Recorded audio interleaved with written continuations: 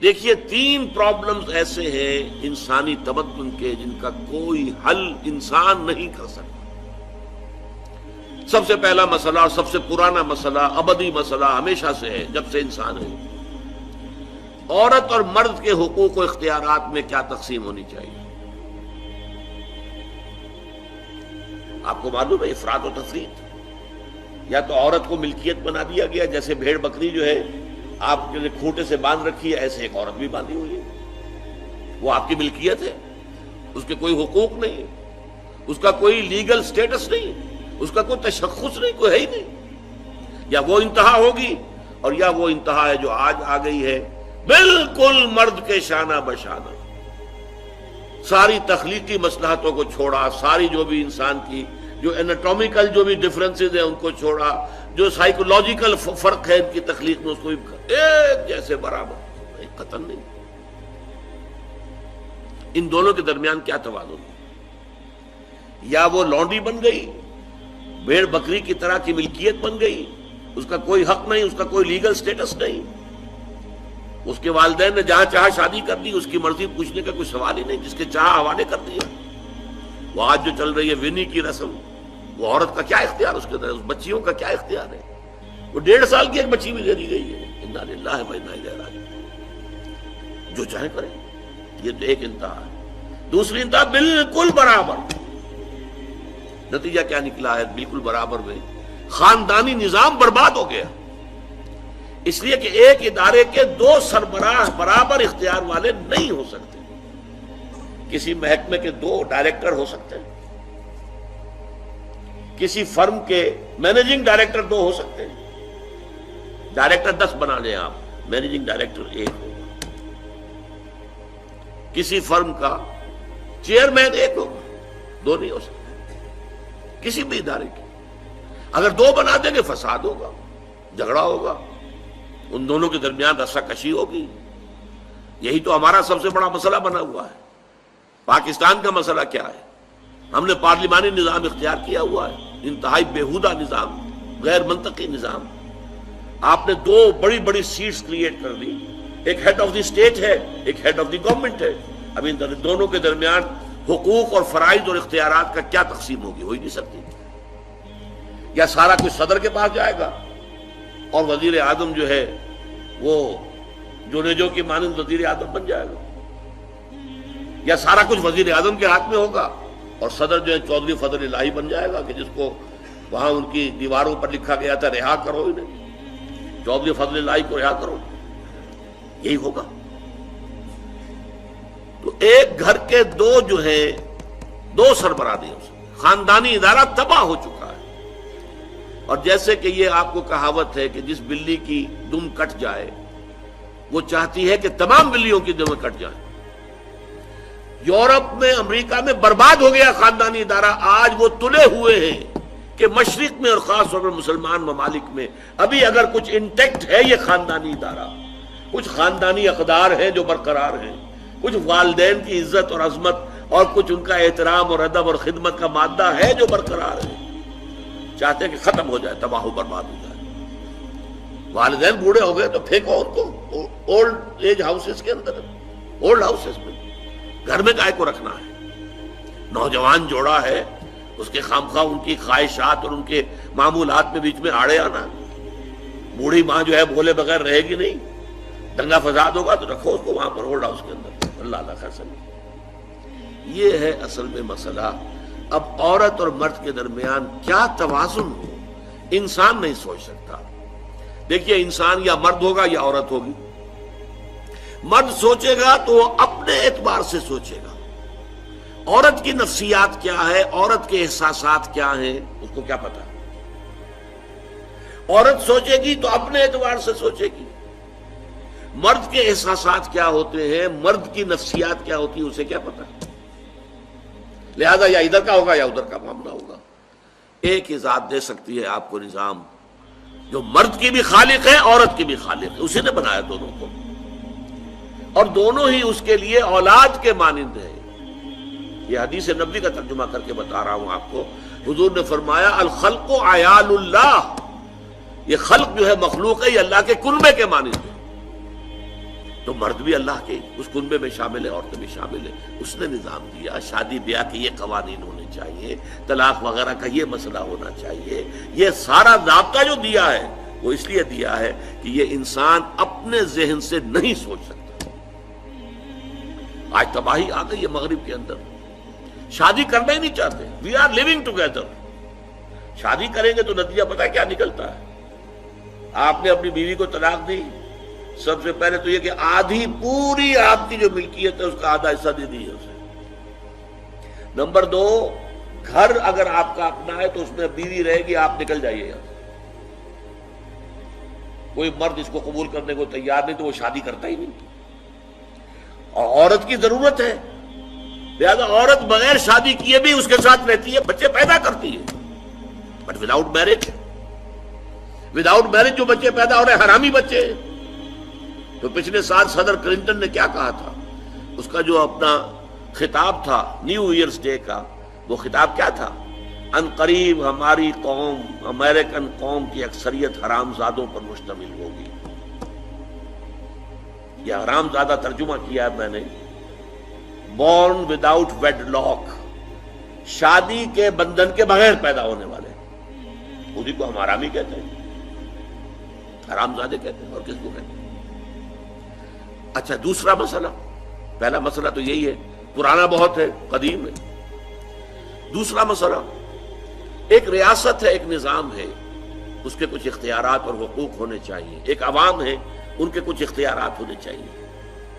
عوام چاہیں گے زیادہ سے زیادہ آزادی ہمیں ملے، ریاست چاہے گی زیادہ سے زیادہ اختیار ہمارے ہاتھ میں ہو. اب جو کچھ ہو رہا ہے ترمیمات کے ضمن میں، کیا ہو رہا ہے؟ ایک طرف جو ہے مشرف صاحب چاہتے ہیں زیادہ سے زیادہ اور طویل سے طویل میرا دور اقتدار ہو اور اختیارات جو ہے میرے ہاتھ میں آ جائے، گھنٹہ گھر بن جاؤں میں فیصلہ بات کروں. ساری کوشش ان کی ہے. اور یہ ARD وغیرہ کیا کر رہی ہے؟ نہیں، حقوق عوام کے ہاتھ میں آنے چاہیے. اب اس میں بھی توازن کیا ہو؟ یا ٹوٹلیٹیرین سٹیٹ وجود میں آ جاتی ہے جو رشیا میں تھی، USSR میں تھی، عوام کے کوئی حقوق نہیں، no freedom of speech, no freedom of association. نہ تم اپنے خیالات کا اظہار کر سکتے ہو، نہ تم کو جماعت بنا سکتے ہو. یہ نظام تھا. کام کرو، ویجز لو، بس اللہ اللہ خیر اللہ، حیوانوں کی طرح پر کہ صرف راتب دے دیا جائے گا، باقی تمہیں کوئی تمہاری ایکسپریشن، کوئی اپنے خیالات کا اظہار، کوئی فریڈم آف ایسوسیشن نہیں. امریکہ دوسری انتہا پر، مادر پدر آزاد. 2 مرد شادی کرنا چاہتے کر لیں، ایک مرد بیوی ہو جائے گا اور ایک مرد شوہر ہو جائے گا. لیگلی قانون کے نزدیک ریکگنائزڈ ہوگا. ایک آزادی کی وہ انتہا. گیز، ہومو سیکشولز، وہ وہاں جلوس نکالتے ہیں، بڑے ٹھاٹ سے نعرے لگاتے ہوئے گزرتے ہیں. وہ ہنستے ہیں، ہم لوگوں پر ہنستے ہیں، یہ پاگل لوگ ہیں جو اس کو ہومو سیکشولیٹی کو بری شے سمجھتے ہیں. اور نیو یارک کا جو میئر ہے وہ لیڈ کرتا ہے پروفیشن. کیوں کرتا ہے؟ اسے اگلا بھی الیکشن لڑنا ہے اور گیز کے ووٹس بہت ہیں.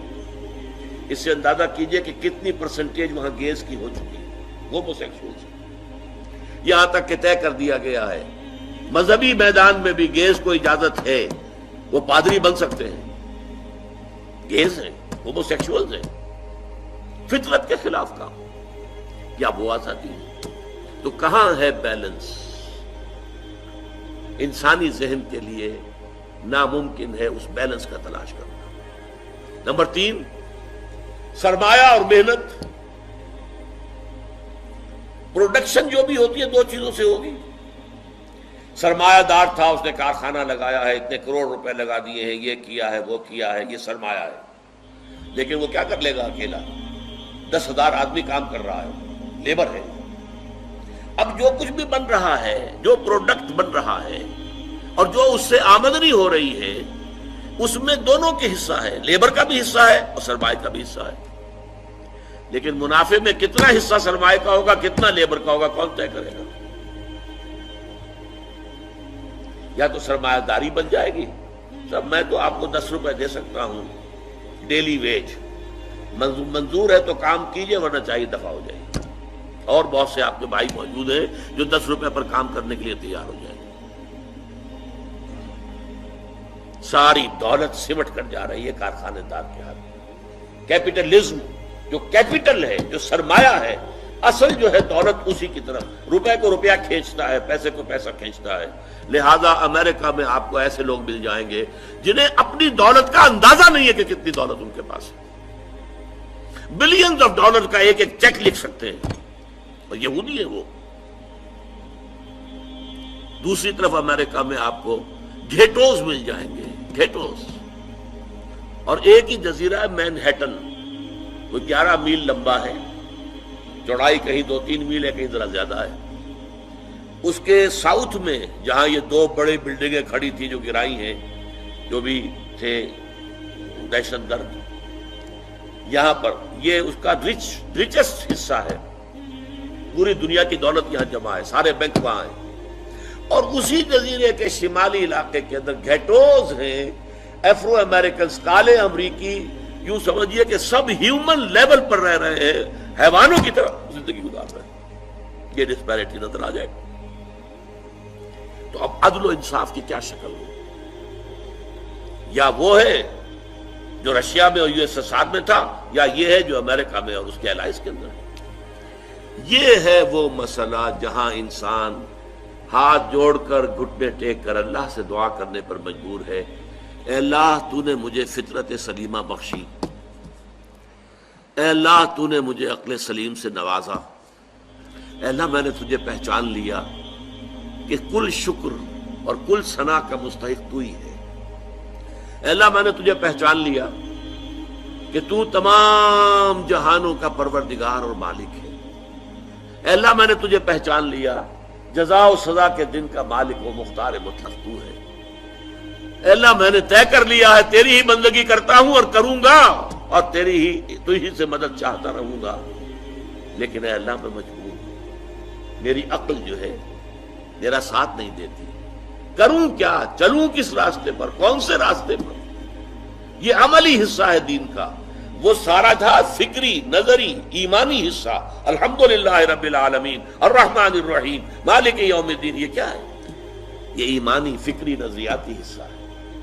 عملی حصہ کیا؟ اہدنا الصراط المستقیم، ہمیں سیدھے راستے کی ہدایت بخش، صراط الذین انعمت علیہم، راستہ ان کا جن پر تیرا انعام ہوا، تیرے پسندیدہ بندے جو ہوئے، غیر المغضوب علیہم، جو مغضوب علیہم نہیں ہوئے، ان پر تیرا غضب نہیں آیا، غصہ نہیں آیا، ولا الضالین، اور نہ ہی وہ سیدھے راستے سے پٹ گئے۔ یہ ہے سورہ فاتحہ کا مقام۔ گویا کہ اصل میں یہاں پر قرآن مجید، اس کے اصل مخاطب کون ہے؟ وہ سلیم الفطرت لوگ، وہ سلیم العقل لوگ، جنہیں قرآن کہیں کہتا ہے الذین یعقلون، کہیں کہتا ہے الذین یفقہون، کہیں کہتا ہے اولو الالباب، ہوش مند لوگ۔